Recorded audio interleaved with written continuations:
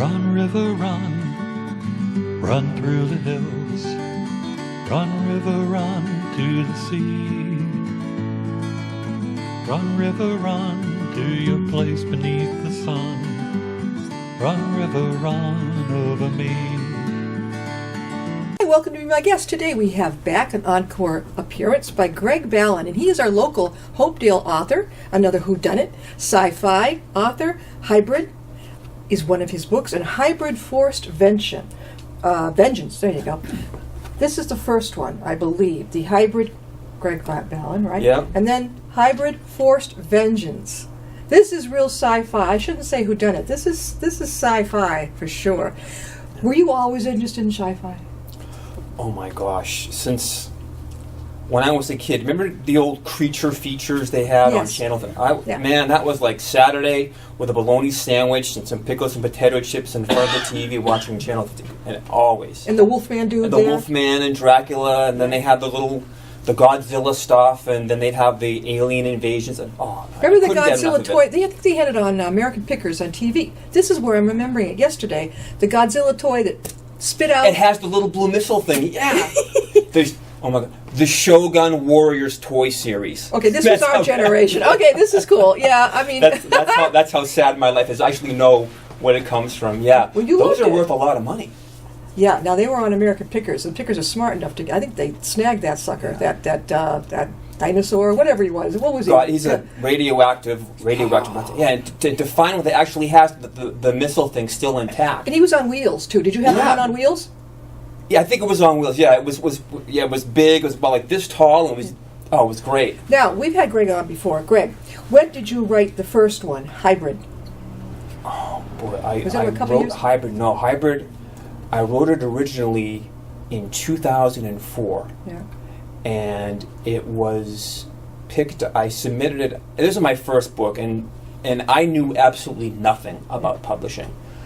And my son's like, "Yeah, you should write a book," because I would write bedtime stories for the kids. Yeah. And Tom's like, "Why don't you write a full-length novel?" Yeah.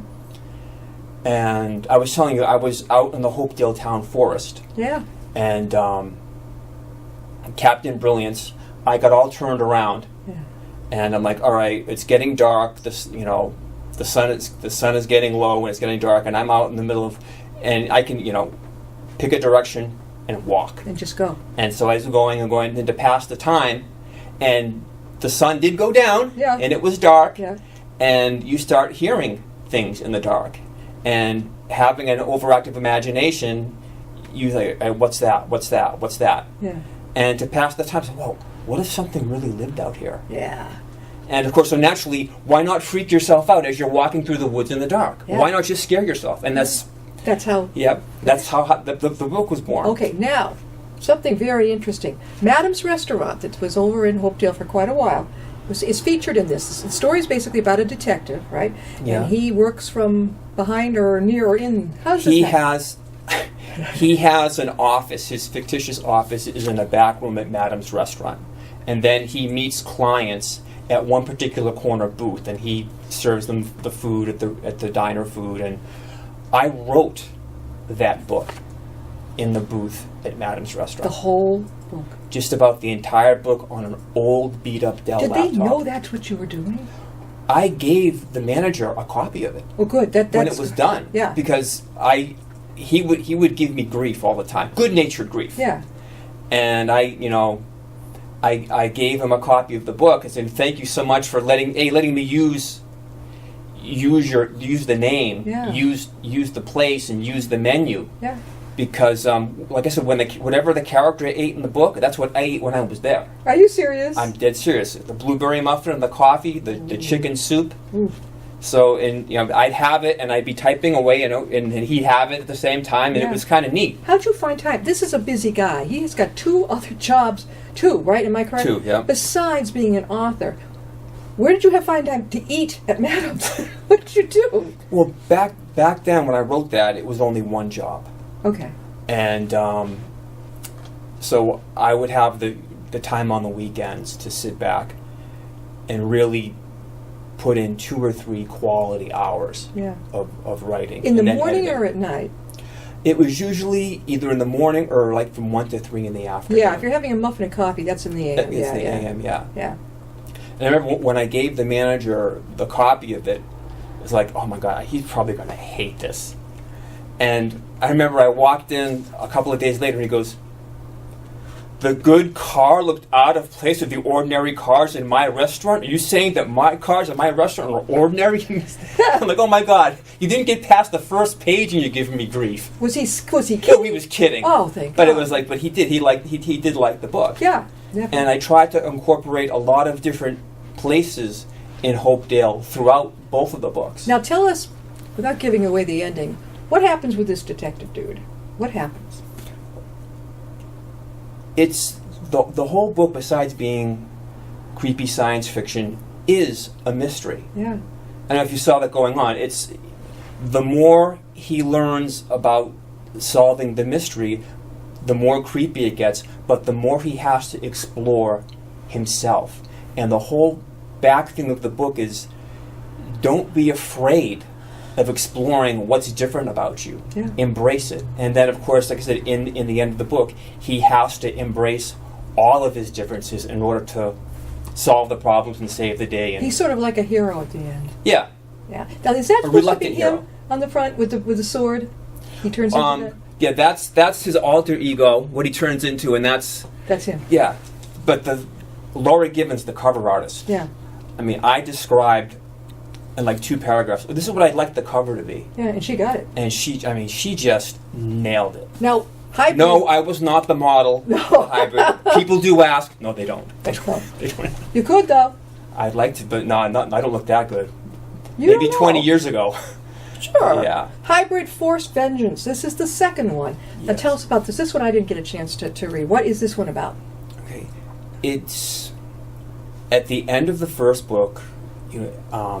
The detective kind of gets recruited into a government intelligence agency. Yeah. Say, okay, we like what you can do.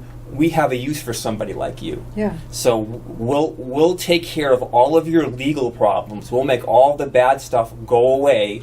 But in return for that, we're going to drop you into areas where, somebody with your capabilities is useful to us Yeah. in making bad situations just disappear. Yeah. So that's for 3 or 4 years. That's what he's been doing. He's now married to his girlfriend. Yeah. And the beginning of the book opens. He's overseas breaking up a terrorist cell, A terrorist. Okay. and he gets a bad feeling that something's happened to his wife. And as he's walking back to the embassy, he gets a phone call from his handler, Martin Denton, who is his handler, Yeah. saying there's been an accident and your wife is dead. So he has to fly back to the States, and he's, again, whereas the first book was a character study in, a man's love for his daughter, how far you'd go to protect your daughter, Sure. this is the bond between two people, how deep and how strong it is. And Yeah. throughout the entire book, even though he's been to her funeral, he still can't accept and doesn't believe that she's dead. He still can feel Yeah. part of her inside of Her him. presence is Her there. presence is Yeah, still there. Yeah, definitely. And it eats away at him because he'll be laying down to sleep and he can hear her voice in his head. They were linked before she passed away, but now he still feels part of that link, and he Yeah. can't accept the fact that she's dead. But he was at her funeral. Everybody said she's dead. Here's the police report. It was supposedly she got hit by a fuel truck, and the fuel truck ignited, and the temperature of the fire was so hot that there was wasn't- nothing left of her body. So to he bury. couldn't take a peek under the. So he couldn't. Just- He was in Saudi Arabia. Yeah. It happened in Hopedale. By the time he got back, and everything was taken care of. So he couldn't check under the hood to see if it was her. Right. So he never accepted the fact that she was gone. Right. And jump forward a couple of months later, he's not doing very well. His handler comes and says, "We need you. Can you do an assignment?" It's an Yeah. overseas assignment guarding a French dignitary. Yeah. And back when I wrote the book, the U.S. and France were kind of at odds. Yeah. Yeah. And Definitely. in the book is like this, if you do this favor, it'll go a long way in kind of mending the political fences. he's like, I don't want to babysit. And Mar's like, you'll go there and you'll do it. This is your job, and you'll do your job. Yeah. You need to get back on the horse and get over, as hard as it is, you've got to start the healing process. Sure. Yeah. And while he's over there, he has to change. And when he changes, he can really hear his wife calling to him. Yeah. And he knows she's alive. He knows. He knows. And something's happened. And not to give any more, so the rest of the book is he's basically tearing the place up to find out where his wife is. And the more he digs into this case of who was trying to eliminate the French dignitary, he finds out that it was our government that was involved in All it. right, and that's it. Don't again. I'm Yeah. going to say the thing. That is. Do your kids like your stories? My son is my biggest fan and my biggest critic, so yeah, he likes them. You guys are close. We're tight. He is. God has blessed me with 3 amazing children. Oh, yeah. And, all millennials, and- right? Yeah. Wait, 30, 30, 27, and... 27, and almost 17. No, that one might not be. I'm not So- sure. That is fantastic. Girls, what boy? And 1 boy and 2 girls, yeah. So, yeah, and is he going to be an author? Do you think? He wanted to film you there that day. We saw you at the he library. with the camera. Yeah, he had my camera and he was filming it, but he's an amazing talent himself. Yeah. He's artist. What's his name? Thomas. Hey, Tom Thomas. Ballan. Shout out to Thomas. Okay. Tom, he's an amazing artist. Yeah. I call him, he's like a savant. He has the knowledge of electronics. He has his own YouTube channels. Yeah.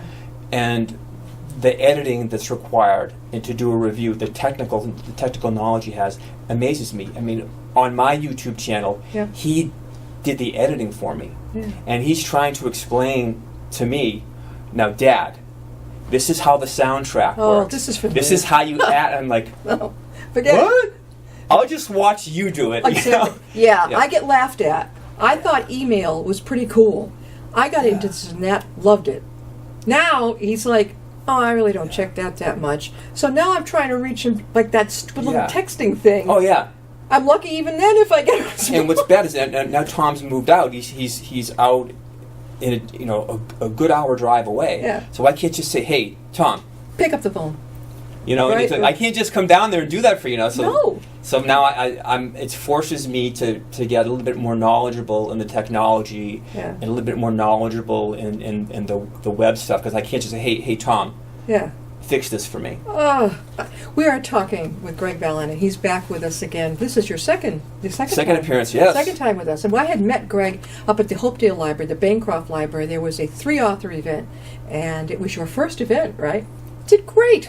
Our buddy Glenn Ickler, shout out to Glenn, who done it in Hopedale. He's got another book coming out shortly. He was there also. And how can people get a hold of your books, Greg? For these 2 books, Amazon.com, BarnesandNoble.com. Go to the Laches Publishing website, Laches.com. Do a Google search. Unfortunately, you can't go into bookstores here and pick it up yet. Yeah. You can walk into Canada and get them at the bookstore. Really? Yeah. What's funny, when we were at Niagara Falls back in 2012, across the street from us was a bookstore. Yeah. How did they get a hold of them? Because Laches is a Canadian publisher, And so they got them. but somehow a copy of Hybrid wound up in this bookstore. Is it over in the Hopedale Library? It should be. If you're prepared there, Yes, it should be. it's there. Okay, it should be. Now, what's the next one coming along that you told me about? Okay, there's 2 in the Hybrid series coming out. Yes, I have been really, really fortunate in my writing career to be associated with the wonderful people at Laches. Yeah. And now Laches is no longer taking science fiction. Their business model is adapting and changing, which happens. Sure. It's a tough industry. So it left me in a little predicament where, all right, you have Lost Sons, the first book that we talked about the last Yes. time I was here. Yeah. You have the first 2 hybrids. Yeah. It's how do I Where are you going to go? who's going to take the second Lost Sons? Who's going to take a chance on books 3 and 4 of a series if they don't have books 1 and 2? And you found the person. You found them. A very amazing, talented gentleman by the name of David Lee Summers. Is he local? He's not local. He's a fantastic science fiction writer in his own right. And he took you on board. And he has his own publishing company. Ah, there you go. And we were talking, and he actually read and wrote a review for the first Lost Sons book. Sure. And I asked him to take a look at the third hybrid. Yeah. And he did. And he asked, I said, I can give you the fourth one if you want. So I'd love to see how this winds up. Mm-hmm. Because the third hybrid ends in kind of a cliffhanger. Right. So yeah, I'll send you the fourth one. Mm-hmm. So I emailed it to him, and he thank God he loved it. So he's like, yeah, I'll, if you're willing, I'll take them on. Sure, he did. So he took them on, and like I said, David is very experienced, very good writer, and I'm very, very fortunate to be under his wing. Well, our librarian, Matt, downstairs, he is a big sci-fi fan, as is my husband. And he tried to start, which was great, tried to start a sci-fi group. You ought to talk, after the show, go on, we're downstairs with your books, and talk with Matt. He is a very big sci-fi fan, and he's very knowledgeable. He's given Paul some, very good books to read. Bet he'd be fascinated with this. What was I going to say to you? Oh, where are you going to be appearing? Where are you coming out? Or where are you going to... Well, the beauty is, like I said, I've been, the past few months, I've been super busy with Two jobs. Work. Yeah. So there hasn't been a lot of time to, I do a lot of online promotion. Like go on my Facebook page, my Facebook writing page, and there's always new stuff on there. Yeah, but there's nothing like face-to-face. There's nothing like face-to-face. And it's, like I said, it's hard with my schedule to get out there. Yeah. But the beauty of being with David is now that it's going to force me to be more active, because David is an amazing marketer and promoter. He goes to the Comic-Cons, and he's, what's the genre? Steampunk? Steampunk. Oh God, that's a very popular one. But he's always out promoting, and there's a lot I can, like I said, I've been very blessed with, both Lachesis. Lachesis taught me how to be a much better writer, and that's a gift that I can never repay. And my editor there, Joanna D'Angelo, I mean, I owe her a debt. You can't repay the gift of knowledge. Well, I get such a kick out of it that you wrote your first book at Madam's, when Madam's was up the street. Yeah, I did. You would literally go in there with your laptop. They didn't know you from Adam, right? You would just go in there. They were very nice. And again, I was buying stuff. Oh, well, you're eating. You're eating. So I'm eating. So yeah. All alone. And and they would ask, "What are you doing?" I know I'm writing this novel. I'm trying to get this done. And it's sci-fi. It's sci-fi. And then when it got published, if it gets published, I'll give you a copy. And Publish America picked it up. Yeah. And the guy who owned Madam's was more worried. He kidded you about, you got the wrong kind of cars out front of us. He says, there are all great cars parked outside of Madam. I'm like, all right, I'm just trying to make it just. Yeah, there were some really big cars, especially on Sundays. Yeah. That place was happening on Sundays. Oh, yeah, I know that the church I used to go to, they said, you want to go over there after service or something? I went, well, I had something else to do, but that was a big deal. Yeah. And you used to go there for either breakfast or like lunch. Breakfast or lunch, and I would I would drink so much coffee. I you were probably like this when you walked out of there, right? I'd walk out of there. Yeah, I'm ready to do more now. So you have two jobs. Yeah. You work at Hanscom Air Force Base. I'm a subject matter expert for finance at Hanscom Air Force Base. Yeah. And then I work at Draper in Hopedale. You are a security guy. Security, yeah. Now, of the two jobs, which do you favor? Which do you kind of like best? It's okay to say. The base has air conditioning, so I'm kind of privy to that now in the summer. Yeah. I'm a big fan of that. Draper has no. Well, it's the old mill. So you're there at night. Well, maybe it's three. Wednesday night I'm there in the evening, and then on the weekends. That'd be a creepy place to write a nice sci-fi. Well, on your break. Lost Sons. yeah. In between shifts. Was created there. That was created right there. Lost Sons was created there. Yeah. And in the second Lost Sons, there's a fictitious mill Yeah. based on that, where all of the actually in Hybrid, where all of the bad people have their big base of operations. Well, where are you going? Now you're working on 2 now. I don't know where the hell you get it. You're working two of these jobs, but where are you going to be parking yourself to do those? Maybe Dunkin' Donuts or somewhere else? Oh, I get between shifts at the mill. I'll get some writing done. At night, a lot of times Saturday night, I'll sit in the family room with a laptop Yeah. and stuff. Or there's a honeydew off of 140. Yeah, right in the I know. Yeah, right by the. Is it AutoZone or is it an auto? It's an auto place. The one right next to near it. McDonald's on 140 in Milford, right? Oh, there's like an athletic based training and an auto place, and there's the honeydew. And it's right by it's right next to the Rite Aid Plaza. I park it in there a lot, and I do a lot of writing in there. They're probably wondering, what is he doing? Is he No, because my son did the same thing. Yeah. He would go there with his laptop, and he would work on his videos and stuff, and he'd buy coffee, and he's like, I'm drinking way too much coffee. And I'd go there, we'd sit in the same area and write. And that's it. And that's it. Where are you going to be appearing next? Any place special? Or? Not yet. Not yet. Not I have to, like I said, I have to plan out how I'm going to promote the next 2 books. You got to get out there. I know. You got a lot of sci-fi fans out there, including one right downstairs. Really, Yeah. and your cameraman here. Big. Well, I'm really glad He you read. liked the book. He read that one too, and so he's probably going to read the next one. Oh, you have to read the next one because it picks up. Hybrid and Hybrid Force Vengeance by Greg Ballan. Greg is our local sci-fi dude, and you have a knack for picking local places to base your. I love this one about the detective, and he was behind. It was in Madams. He was working on Madams. That was cool to think of that. Yeah. The problem is my daughter Rachel has pointed out to me. She says, Dad, says, every time you put a place in your book, they go out of business. Oh, and she's like, don't put any more of my places in your book. I mean, Madams. Yeah. Community Cuts. Where was that? That was in Hopedale. The haircutting place? Yeah. You mean you were sitting there with your laptop working there? No, it was in the second book. Yeah, and it's that in the second out. book. That's gone.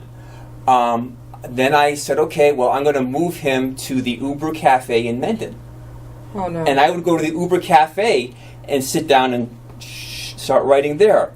And then all of a sudden, out of nowhere, and I had some event. I was working with the manager at Uber to plan book signing events. Yes. Because she had read some of the books, she liked it. Yeah. And then all of a sudden, my daughter goes, Dad, the Uber Cafe is gone. I'm like, what do you mean it's gone? I'm trying to get a signing, get an event there. Did you have one scheduled? I was trying to schedule them with the manager. Did you connect with this manager? Say, hey. And the next thing I know, it's the Muffin House. Just, well, I guess you got to have to connect with them. My daughter's like, stop putting places. No, I think it's unless cool. you want them to go out of business, put them in your book. Cool. I think it's really. I mean, it's a fluke that it's happening, but it is a fluke. But to have you locally, and have you basing a lot in your stories on places, that draws my attention, and I love it. And you've got to keep doing it because people like that. They really can. Now, somebody watching, I had a guest on the other day who's got relative friends in Scotland watching it in Pennsylvania. But people who are at least local are going to get a big kick out of this. They really are.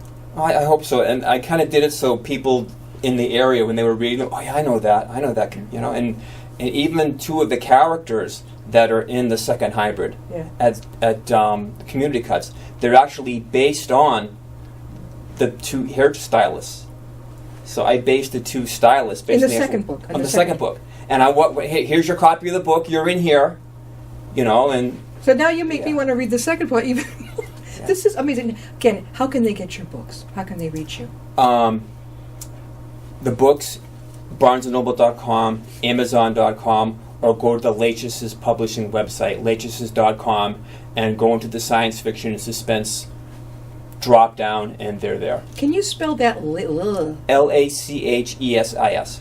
Lachessis. ESIS. And that's that guy that you were telling me about. That fellow that has a really good publishing situation. No, that's David Lee Summers, who's giving me that's Hardressor Publications, and he's taking the 3rd and 4th hybrid. How did you meet again with this? We're both published through Lachesis. They've published a lot of his novels. So you connected online maybe together? So we connected online, and we're Facebook friends. And I've read a couple of his books. He's reviewed a couple of my books. Yeah. And I follow him on Facebook. And I've just, when you read his work, you just realize you knew he's amazing. And I've talked to him, and he's just a stand-up guy, very knowledgeable. Okay. And he goes out and he knows how to promote. So you need that. Yeah, when I had the opportunity to become a part of the Hardressor Press family, I was elated. So you can probably hear me screaming from here. Mm-hmm. And I says, definitely, let's do it. Let's make it happen. So your next 2 coming up, are they going to be done about the same time? I mean, I'm trying to think of the timing on this. Like I said, that'll be what David's judgment is. How he wants to do it. He has both of them. Don't forget to give him what you feel too. I know, I will. But like I said, yeah. I just want to do well for him. Yeah, for you too. And for me too. That you're the author. Tell the best story. Yeah. And. Yeah, you got an amazing son, and you got the 2 other kids. 2 other, really 2 lucky. daughters. And he fooled me when he walked. I swear to God, I didn't think you were more than 35, and you had little children. Oh. I can't believe you got a millennial kid like I do. This is it's unbelievable.